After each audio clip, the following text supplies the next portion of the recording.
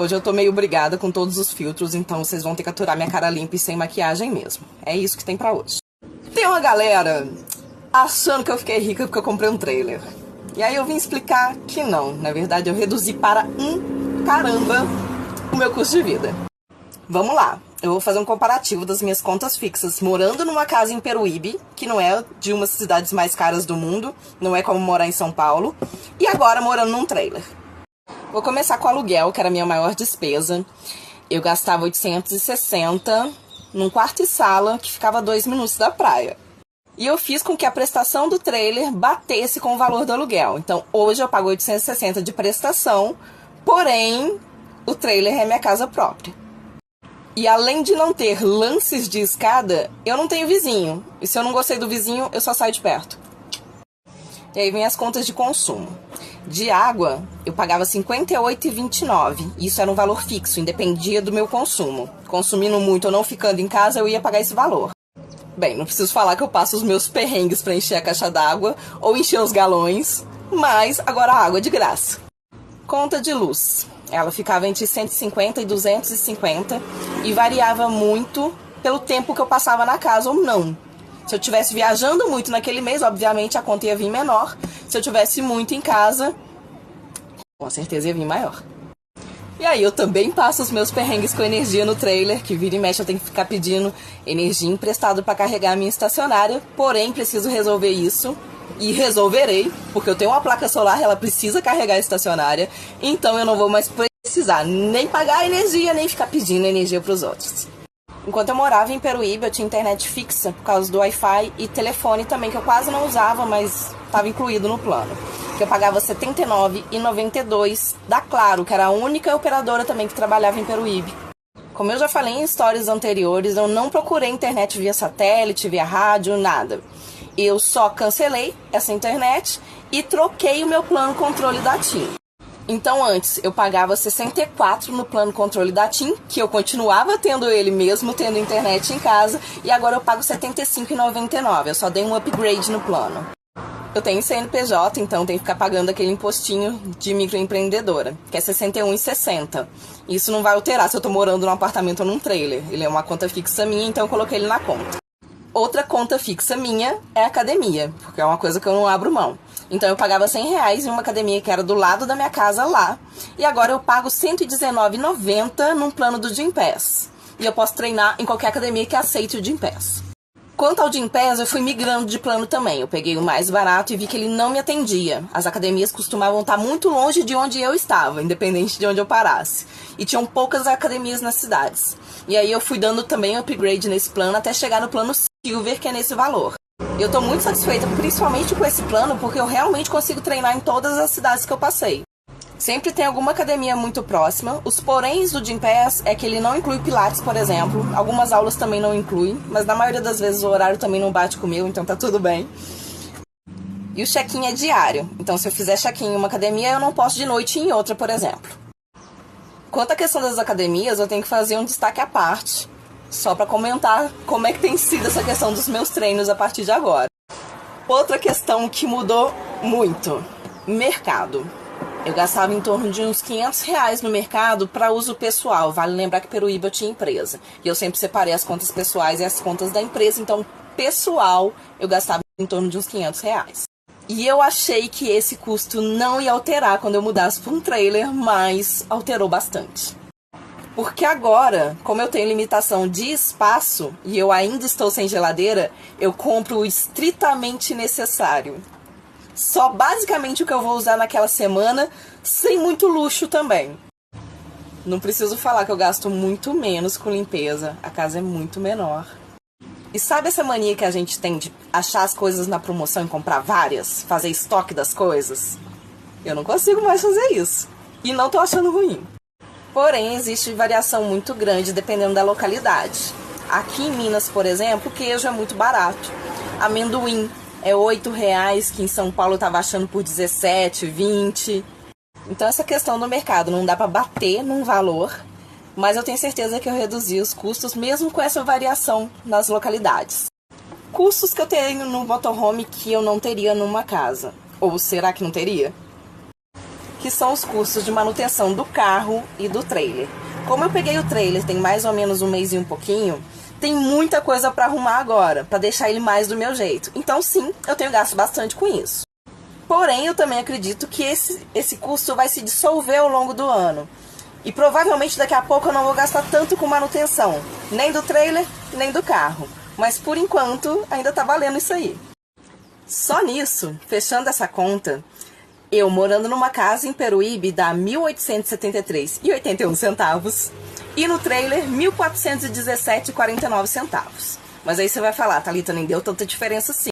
Mas eu explico. Eu sempre tive que viajar muito. E mesmo morando em Peruíbe, eu tinha que ir várias vezes a São Paulo. Aí que vem os outros gastos.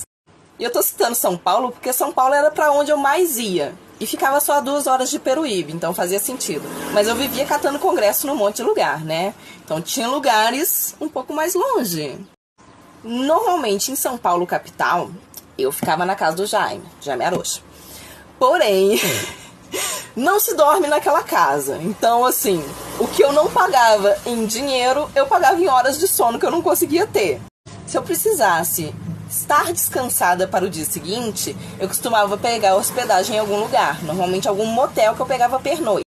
Então, soma aí nessa conta uns R$100 a 120, 150 por dia de hospedagem.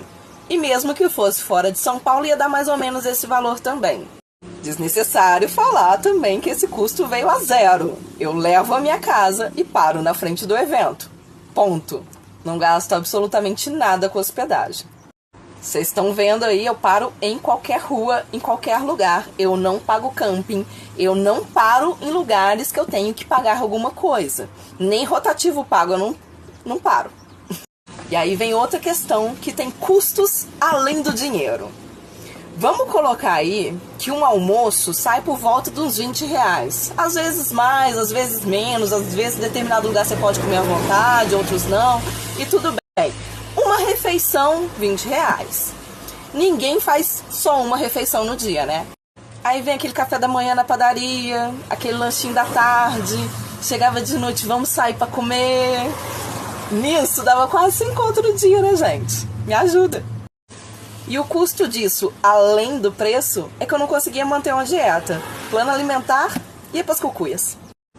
Agora, bateu uma fome, eu vou no trailer e como.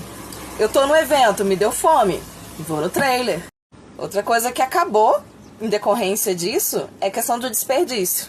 Eu fazia mercado, tinha alguma viagem planejada, eu tinha que comer tudo que estava na geladeira para não estragar. Ou deixava na geladeira e seja o que Deus quiser quando eu voltar.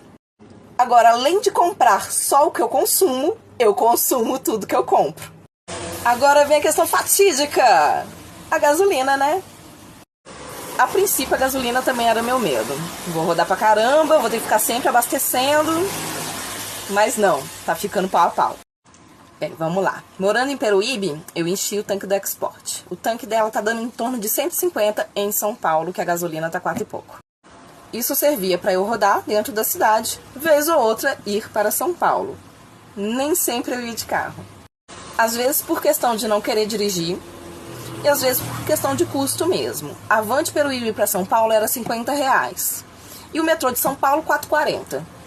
Então, no geral, eu gastava o dobro disso, né, pra ir pra voltar, dependendo do evento que eu fosse.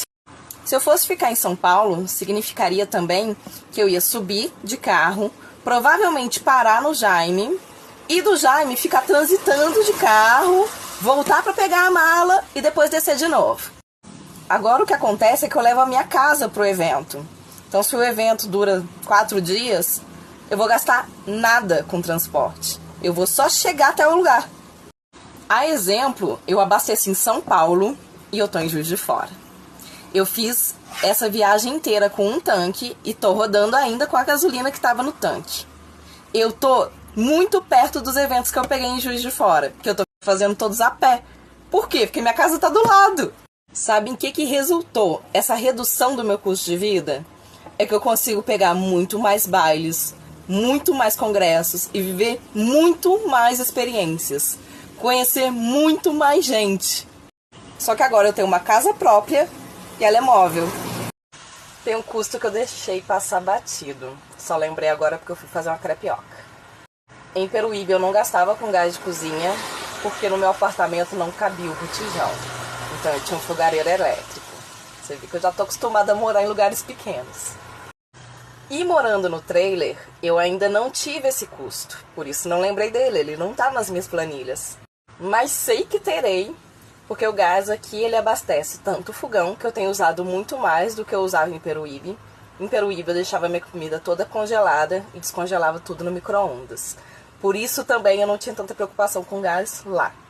E ele abastece também o meu chuveiro que é aquecido a gás. Porém, quase não tomo banho no trailer. Eu sempre tento tomar banho nas academias. Então, quase não tenho gasto gás. Mais um custo que eu esqueci. Pedágio.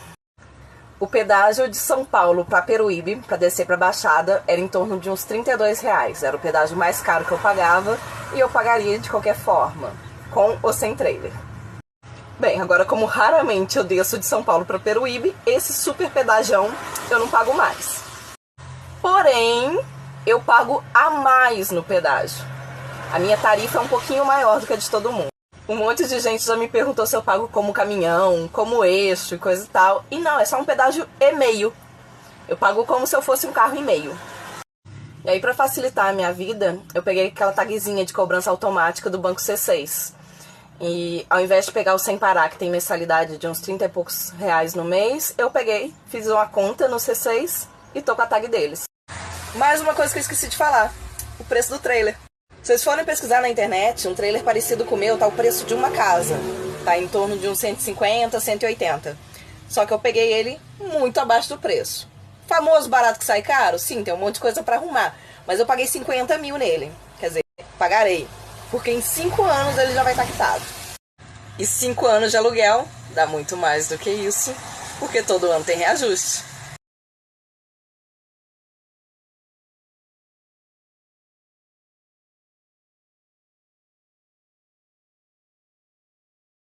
Bem, vou responder por partes. Aqui no trailer eu não tenho TV, eu optei por não ter. As poucas séries que eu gostava de assistir era The Big Bang, que mistura comédia com ciência, gosto. É o meu tipo de piada. Gostava muito de assistir Vikings, mas não continuei assistindo. Confesso que eu devo ter parado ali em alguma temporada e nunca mais peguei pra ver. Eu gostei muito de Loki, mas também não continuei assistindo, não sei se lançaram mais episódios. Porque eu adoro coisas de universos paralelos e linhas temporais, isso é muito a minha cara. Sandman foi a indicação da Pilar e eu amei. Quanto aos filmes, eu vou elencar 3 que são meio que psicológicos. A Origem, que mexe com o subconsciente, amo. Estou pensando em acabar com tudo. Aquele filme parece a minha mente. E Amores Carnais. Gosto de filmes que tem reviravoltas, que eu fico assim, meu Deus do céu, como alguém pensou nisso? E aí a minha indicação é Contratempo, que é um filme espanhol. E se alguém tiver mais algum filme com reviravolta, me manda, quero ver. Como eu já falei que eu me amarro em linhas temporais, universos paralelos, Senhor Ninguém. Indicação do Caio. E também se tiverem mais indicações de filme nesse tipo, por favor, me manda. Dentro da linha de filmes viajões, tem um documentário no YouTube que chama Mundos Internos, Mundos Externos, que fez um puff na minha mente. E eu amei, então mais uma indicação.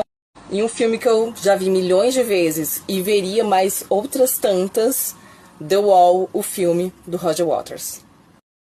Seguindo nessa mesma linha Pink Floydiana, O Mágico de Oz, junto com Dark Side of the Moon. Não é à toa que eu tenho a Dorothy na coxa.